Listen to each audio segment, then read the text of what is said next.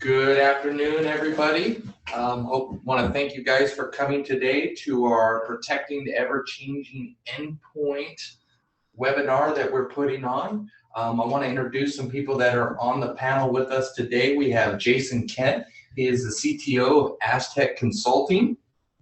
We also have Jim McMurray, who is the CEO and founder of Milton Security. We have Ethan Coulter, the president of Milton Security. And my name is Evan Tremper, and I'm the director of sales for Milton. So just want to go and kind of have Jason give you a little 101 on Aztec Consulting and kind of what they do before we start kind of moving forward here today. So Jason, if you want to kind of give a brief overview on Aztec. Sure, thanks for that. So Aztec Consulting is a consulting firm that does information security and application security consulting.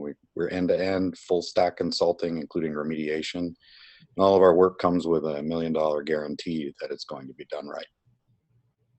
Perfect. Thank you, Jason. I'm also going to hand it to Jim and kind of have him give you a quick overview of Milton and what Milton stands for. So, Jim. So, good afternoon, everyone. My name is Jim McMurray. I founded Milton Security almost exactly 10 years ago this month. We started out with the premise of security starts with you, and it still holds true today. As we'll go over today in the webinar, we are now primarily focused on network access control as a service and security operations center. Okay, thank you, Jim. So go to the next one here. We're going to kind of go over the overview of what we're going to be talking about today.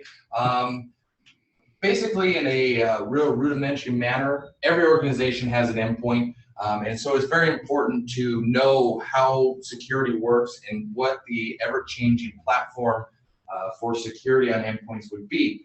We're going to be discussing some security, current AV solutions and some of the downfalls, as well as some breach examples and how maybe you can work towards securing your environment moving forward.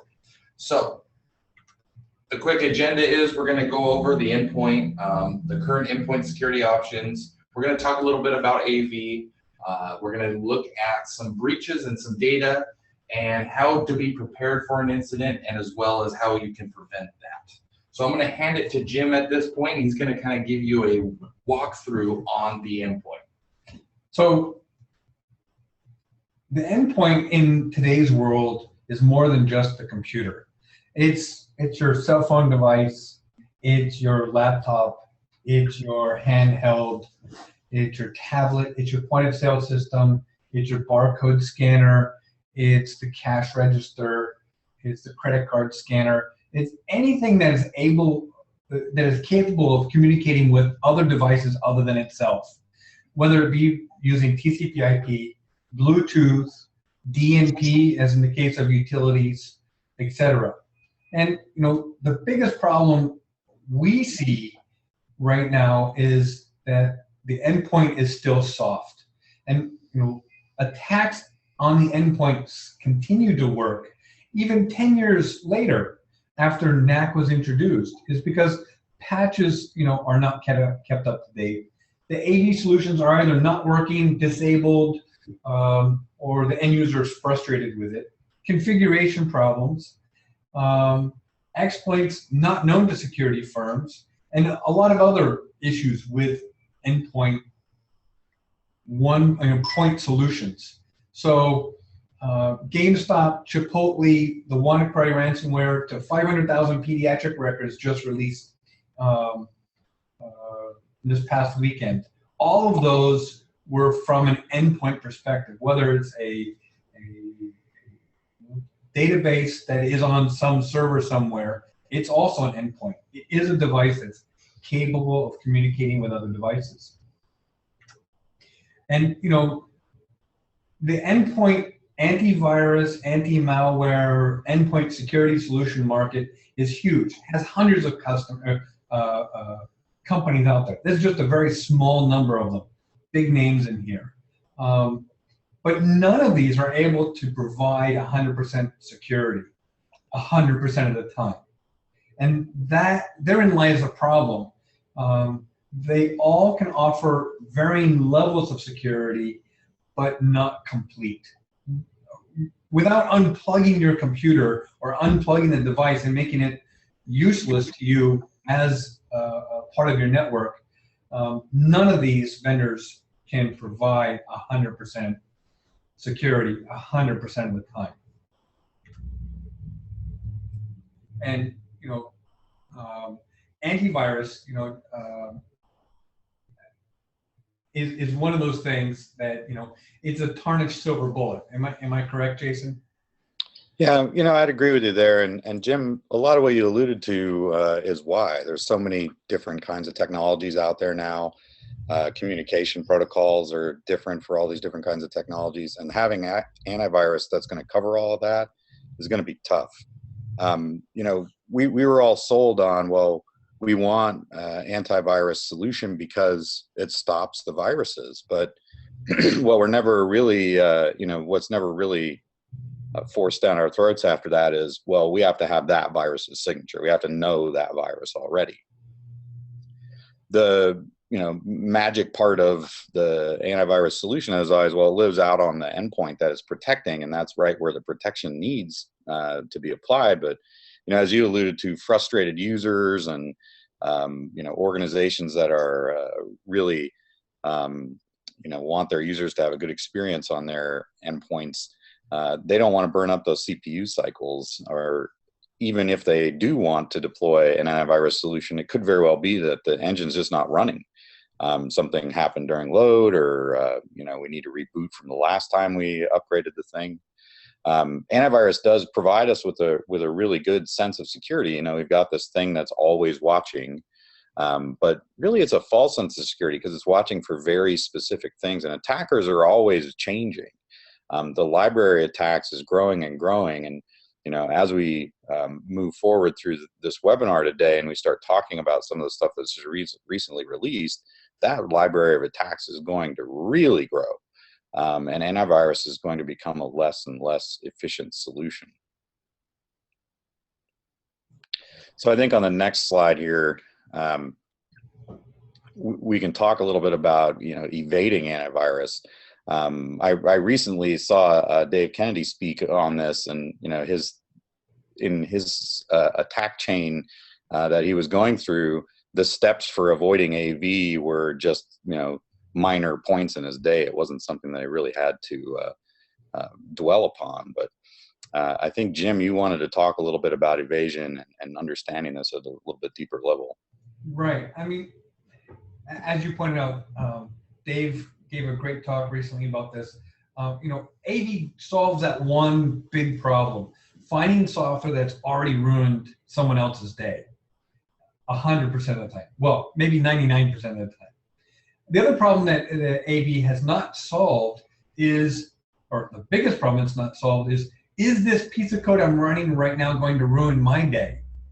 And because it is trivial to get around antivirus, anti-malware, should it still be considered something that should be installed on endpoints capable of running antivirus and anti-malware? Metasploit, social engineering toolkit, shelter, that's just 3 of hundreds, if not thousands, of ways of getting around antivirus or endpoint security agents. And that's why endpoint security remains the softest target. It's the easiest thing to get after. From social engineering and phishing to get code on a machine, to dropping USB sticks and getting software installed on the endpoint that way. Doing watering hole attacks. So many different ways of getting code onto an endpoint and evading that antivirus that you just paid thousands of dollars for. The other point I'd like to make is some AV vendors actually misclassify themselves as being a virus and stop their own processes from running, which doesn't do you any good. And they also find some Microsoft Windows DLLs as being bad DLLs and breaking Windows installs. There's been a couple actually in the year 2017 that have done this. So not only do you have a product that may not always work, but it may actually break your current environment. Now, I'm not recommending not to install antivirus, but that should not be the one thing you depend on in your whole security solution. You know, this is just going to get harder and harder. You know, shadow brokers just announced today that they're the ones who have a large cache of exploits that a nation state created.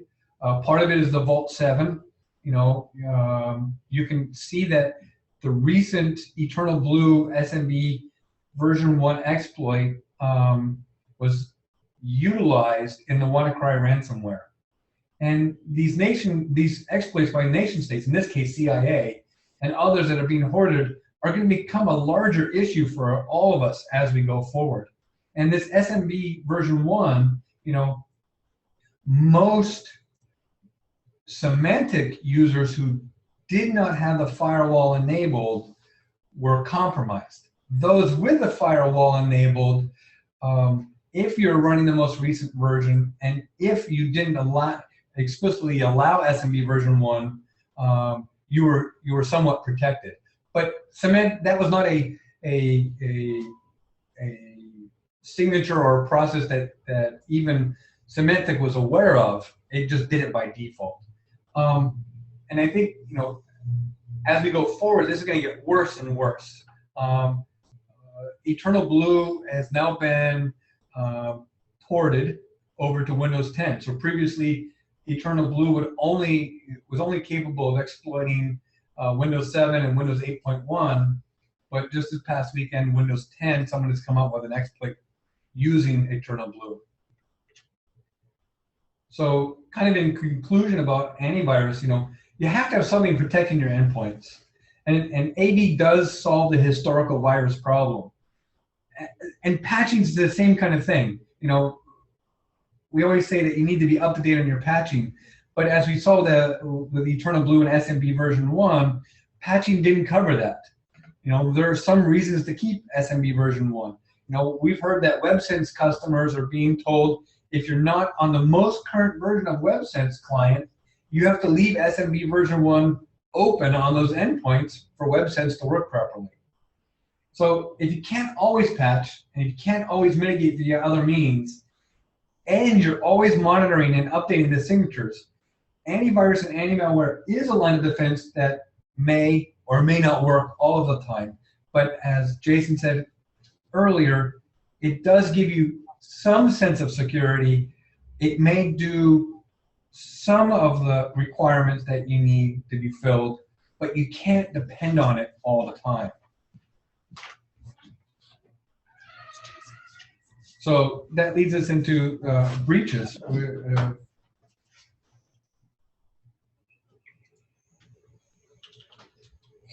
So, Jim, I was going to, discuss this topic. These are my my little cats and dogs.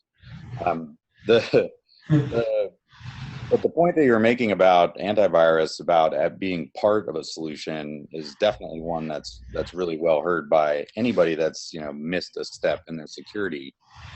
Missing a step often means things like you get breached.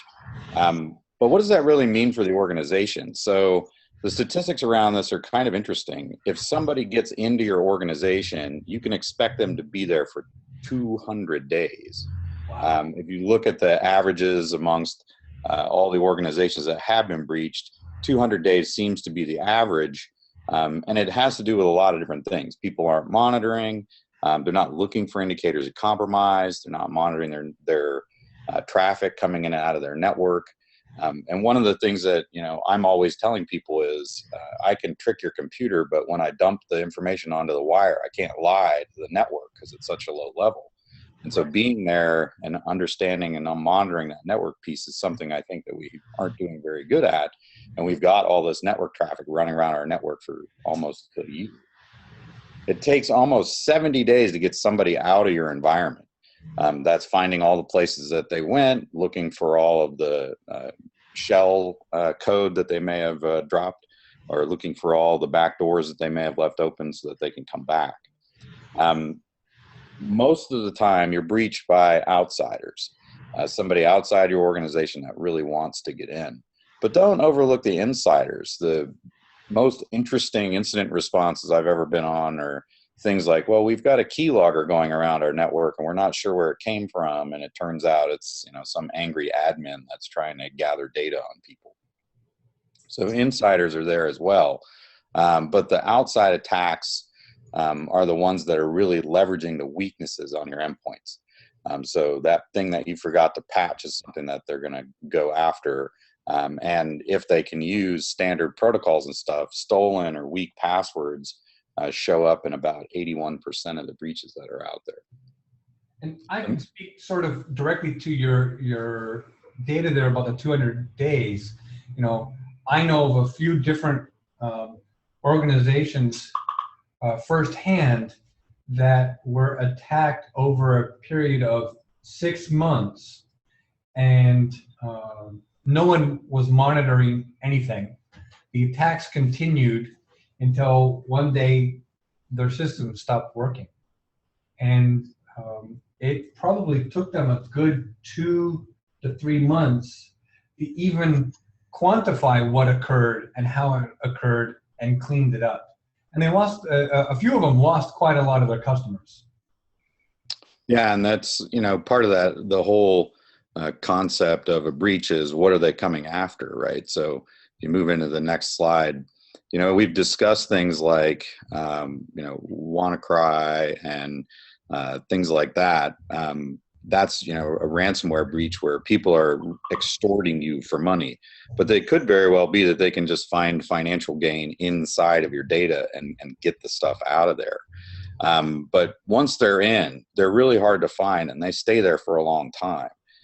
If I can, you know, dribble information out of an organization as an attacker rather than moving it in mass, it's going to be less noisy. Often they're there just to kind of figure out what the lay of the land is before they're going to implement the attack. It could very well be that they're just checking out to see, you know, what's it look like inside of here? How much power and cooling am I going to gain for whatever it is that I'm doing? Or can I figure out how financial transactions work or something like that? Bad attackers are really noisy. They're rattling the doors and trying to get in. But the good ones are really stealthy, and you can barely see them while they're out there. So the concept of breach avoidance, or the concept of, you know, how do I keep people out of my organizations, really breaks down into 3 simple things, right? Good hygiene, good training, and good monitoring. Hygiene is simple things like having password policies and making people use unique passwords, patching. Training is, you know, getting everyone to understand that security is their thing. And monitoring is really important, because if that breach happens, you need to be able to see that it happened. And whether that's monitoring just your endpoints, or if it's monitoring logs or monitoring anything, you have to be able to understand what's out there. But I'm not trying to speak like breaches like they might happen or anything. I think they're more classified as something that's going to happen to you. Yeah, exactly. So yeah, I've always said it's not, you know, if, but when. And I think we have all seen examples of that. You know, there's a classification from anywhere from you have a small breach all the way up to, oh my goodness, I can't do business. You know, and it's going to happen to everybody, and it's all about what are you going to do about it when it happens, and are you prepared for it? Jim, do you want to talk about any examples that you've seen? So, I mean, a good example is what we talked about previously, which is a few of our customers that, you know, they didn't have a plan, they weren't monitoring, but they've been in business for over 15 years, and they just assumed that they're so small, no one would want them. Well, headcount-wise, they're small, but the data they have is huge, and how much the data is worth to somebody, of course, to the organization, it's worth a lot of money. It's worth their whole business. And in one of these cases, it was a ransomware attack. In another case, it was just an attack against their systems by a competitor. And it's only going to get even worse. As I said before, with the shadow brokers now selling monthly access to their cache of more exploits like Eternal Blue, it's going to get worse and worse. And you have to have a plan. You will be breached. No matter what anyone says, no matter the size of your organization, you will be breached. So that takes us into being prepared for it. You know, there's a bunch of things that you can do to help protect yourself, and one of them is, you know, simply being prepared. You want to, you know, practice what happens when you get breached. You want to have those policies in place so that you know what you're going to do when it happens. You're going to be judged basically by how quickly you discovered what happened and how you took action to fix the problem. You need to be prepared for all cases. A way to prepare would be to, how do you prevent it? And so right here is kind of where I kind of come in. I spend almost 8 hours a day talking to organizations across the United States who are basically scrambling in today's terms to really come to terms with, how am I going to be able to stop this from happening? And, you know, as everybody's kind of said throughout the whole slide deck so far, there's really no way to stop it, but all you can do is try to prevent it. And the kind of things I listed out, a couple things here, is you want to, as Jim said, invest in an antivirus or a malware solution. There's a lot of good ones out there. I've worked with a lot of them. One of the ones that I've really liked has been Carbon Black. It works pretty well. The cost is not too bad. There's a lot of solutions out there that are very high cost. Another thing you would want to really invest in would be an intrusion prevention solution. This is a great solution. It really helps you try to stop as much as possible. The third one there, this is kind of where Aztec really kind of comes in with the application security and control. If you have some in-house built applications that need to be run, you want to look to a consulting company like Aztec who would be able to sign off on that application, make sure there are no vulnerabilities or anything like that. Third one, device control. This is what happens if I plug a USB into your endpoint. Do you have something in place to be able to control what is being able to be plugged in and what can be plugged in and by who?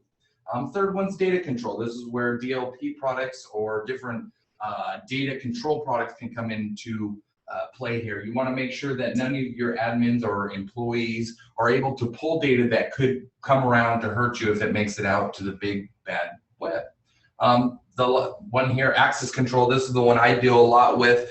This is very important. Knowing who, what, when, and where is signing on to your machines, what they're trying to connect to. A lot of times we'll see where all of a sudden you have engineers signing on to payroll servers and things like that. That should not be happening. That is how if your endpoints do become compromised, they're able to spread to some of your internal resources, which actually hurts you in the long run. You never really want to have your printer sending SMTP emails masquerading as the VP of the company, asking for the IT department to turn on ports or to turn devices on or off, or to ask the accounting department to write a check.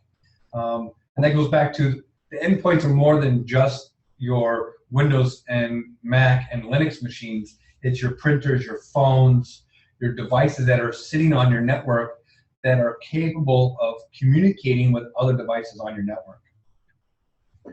And then, thank you, Jim. And then the last one there is training. This is probably one of the most important ones that you can probably do for you and your organization and your team, is to be constantly attending different training seminars, different training events, things that happen all across the United States.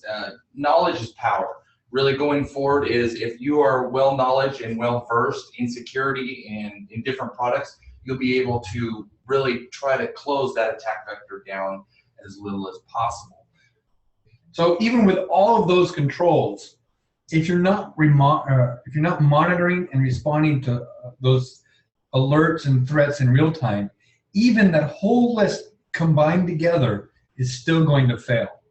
You know, you have to look for the out of the ordinary, the unusual, that silent hidden threat. And as Jason said earlier, you know, noisy things that occur in your network are easily found. It is those silent things, those quiet attacks, those things that you normally don't see.